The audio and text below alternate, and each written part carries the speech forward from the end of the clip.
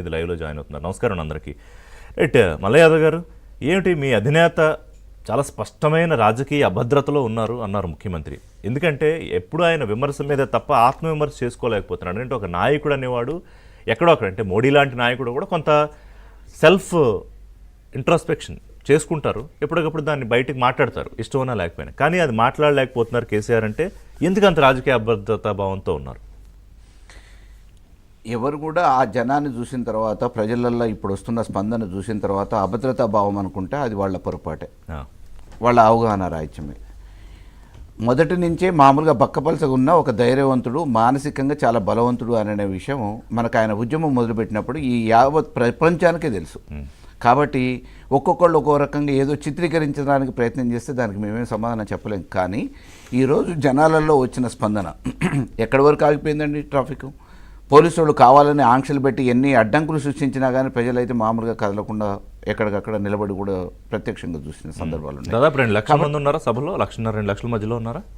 కాదు, సభలో అంటే బయట ఆగిపోయిన వాళ్ళు కాకుండా సభలో ఉన్నవాళ్ళు. సభలో దాదాపుగా 5 lakhs క్రాస్ అవుతాయి. అవునా? 5 lakhs క్రాస్ అవుతాయి సభ వరకే.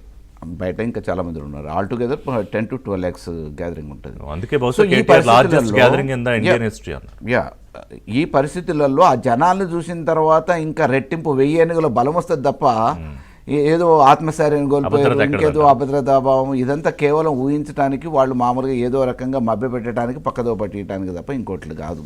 ఈరోజు వాస్తవానికి కూడా ప్రజలలో ఏం చర్చ జరుగుతుంది? కాంగ్రెస్ వైఫల్యాలు ప్రజలే చర్చించుకుంటున్నారు. రాజకీయ పక్షాల కంటే ఎక్కువ ప్రజలు, లబ్ధిదారులు ఏదైతుందో ఏం నష్టపోయినావు, ఏంది, ఏమిస్తా అన్నారు, హామీలు ఇచ్చింది, ఆ హామీల ప్రకారం ఏమి నెరవేర్చలేకపోయారు, వాళ్ళ వైఫల్యాల గురించి సామాన్యుడు ఇవాళ ఎక్కడ చర్చ జరిగినా కానీ ఆ చర్చలో సామాన్యుడు చెప్తున్నాడు, ప్రతిపక్షాల కంటే ఎక్కువ, రాజకీయ పార్టీల కంటే ఎక్కువ.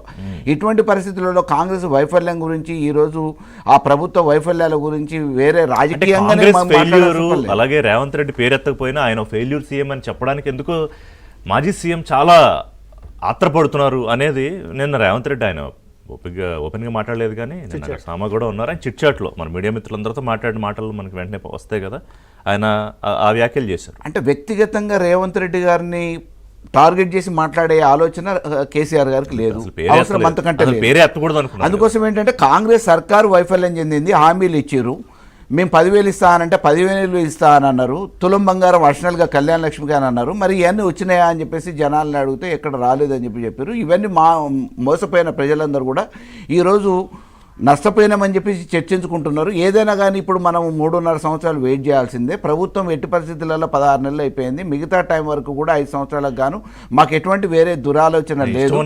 తప్పదుగా ప్రజలు ఇంకా ఈ విషయాన్ని క్లియర్గా. కానీ మీరు చెప్పండి, మీరు రాజకీయాల్లో ఉన్నారు, ఎమ్మెల్యేగా పనిచేశారు, చట్టసభలకు వెళ్ళి వచ్చారు, ఇప్పుడు ప్రత్యక్షంగా చూస్తున్నారు. ప్రజలకు తీర్పు ఇచ్చిన తర్వాత దాన్ని యాక్సెప్ట్ చేయాలి కదా మల్లయ్య యాదవ్ గారు? మేము అందుకే అంటున్నాం కదా, మేమేమంటున్నాం, ఇష్టం లేకపోయినా యాక్సెప్ట్ చేసినట్టు కనిపించాలి. కానీ ప్రజలదే తప్పు అని మాట్లాడడం కరెక్ట్, ప్రజలది తప్పు కాదు.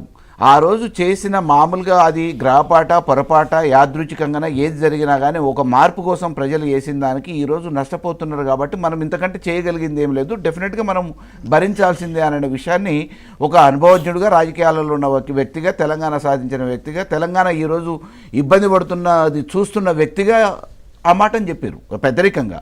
దాన్ని ఏదో మామూలుగా రాజకీయంగా వేరే ఆయనది కాదు, ప్రజలది, ఆయన ఇబ్బందిలా ఫీల్ అవుతున్నారు అంతే కదా? ప్రజలది కాదు, ప్రజల ఇబ్బంది ఫీల్ అవుతున్నారు అంతే కదా. ఆయనకి పర్సనల్ గా ఇబ్బందులు ఏం లేవు.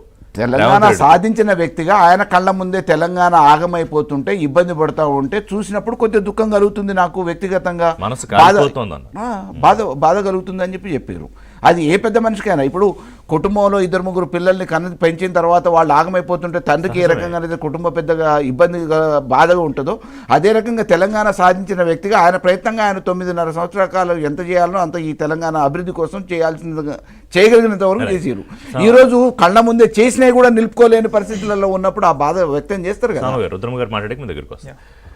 రుద్రమ గారు నమస్కారం. ఇప్పుడు